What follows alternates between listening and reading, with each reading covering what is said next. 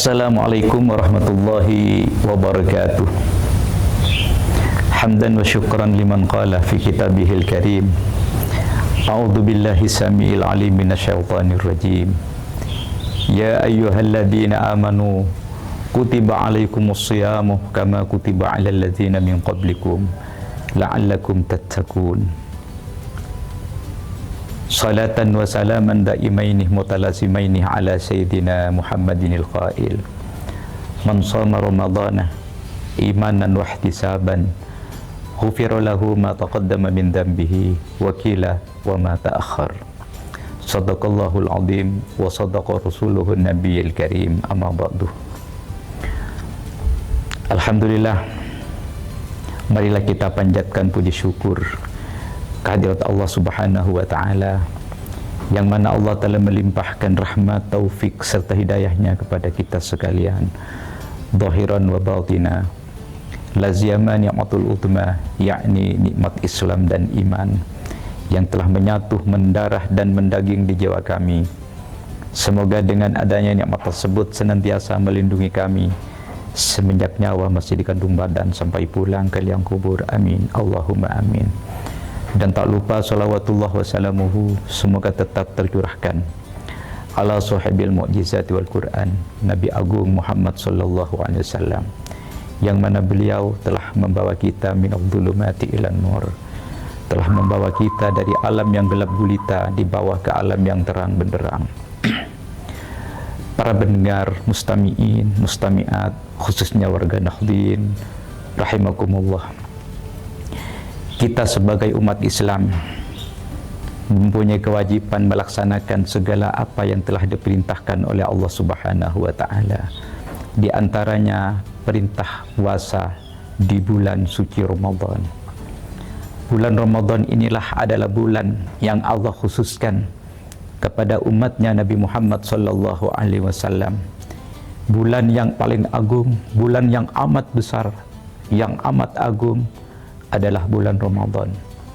Sebelum Allah memerintahkan bulan Ramadan kepada umatnya Nabi Muhammad, maka Allah telah mengabarkan kepada Nabi Musa alaihi salam tentang keistimewaan bulan Ramadan. Bahwa bulan Ramadan ini keutamaannya itu dengan sabda Nabi Muhammad sallallahu alaihi wasallam, fadlu Ramadhan ala sa'ilis suhuri kafadlillahi ala ibadihi. Keistimewaan, keutamaan, kelebihan bulan Ramadan terhadap bulan-bulan yang lain itu seperti keutamaan Allah terhadap hamba-hambanya. Maka dengan bulan Ramadan inilah bulan yang bisa menyelamatkan umatnya Nabi Muhammad sallallahu alaihi wasallam dari jurang jahanam. Bulan yang memuliakan umatnya Nabi Muhammad melebihi umat-umat yang lain. Karena di bulan Ramadan inilah Allah melipat gandakan segala amal kebaikan. Doa-doa juga diijabah oleh Allah Subhanahu wa ta'ala. Hanya diperuntukkan untuk umatnya Nabi Muhammad sallallahu alaihi wasallam. Mustami'in, mustami'at rahimakumullah. Mengapa kita diwajibkan untuk melaksanakan ibadah puasa? Karena di dalam tubuh manusia ini Allah bekali akal, syahwat dan keinginan, juga nafsu. Maka untuk menaklukkan nafsu yang ada di dalam diri manusia, tidak ada lain adalah dengan cara berpuasa. Pertama, Allah menciptakan akal. Akal adalah makhluk yang paling mulia. Ketika Allah menciptakan akal, kemudian Allah bertanya kepada akal, wahai akal, siapa engkau dan siapa aku? Maka akal menjawab, anta rabbi wa ana abduka dhaif. Engkau adalah Tuhanku dan aku adalah hamba yang dhaif. Kemudian Allah menciptakan nafsu. Lalu Allah bertanya kepada nafsu, man antah wa man ana? Wahai nafsu, siapa engkau dan siapa saya? Maka nafsu menjawab, anta antah wa ana ana. Kau dan aku. Disitulah nafsu oleh Allah dihukum, dipenjarakan dalam neraka, dalam api selama 100 tahun. Kemudian nafsu itu ditanya lagi oleh Allah, maka jawabnya sama. Kemudian nafsu itu dihukum di neraka neraka kelaparan dalam kurun 100 tahun. Kemudian ditanya oleh Allah, barulah nafsu itu mengakui bahwa jawaban anta rabbi wa ana abduka dhaif, engkau adalah Tuhanku dan aku adalah hamba yang dhaif. Maka disitulah Allah mewajibkan kepada seluruh umat Islam, diwajibkan untuk berpuasa. Dan puasa itu bukan hanya untuk umatnya Nabi Muhammad SAW. Umat-umat terdahulu juga diperintahkan, diwajibkan oleh Allah untuk berpuasa. Tapi syariat puasanya beda dengan umatnya Nabi Muhammad SAW. Contoh Nabi Adam. Nabi Adam diperintahkan oleh Allah untuk berpuasa itu 1 bulan, siang dan malam.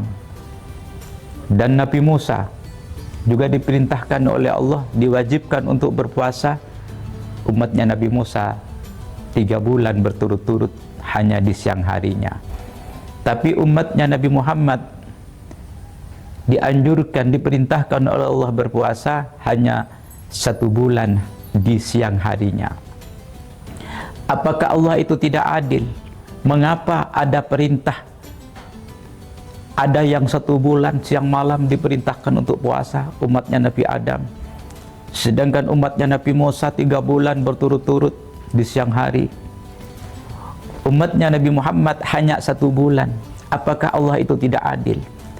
Maka itulah contoh keadilan Allah Subhanahu wa ta'ala.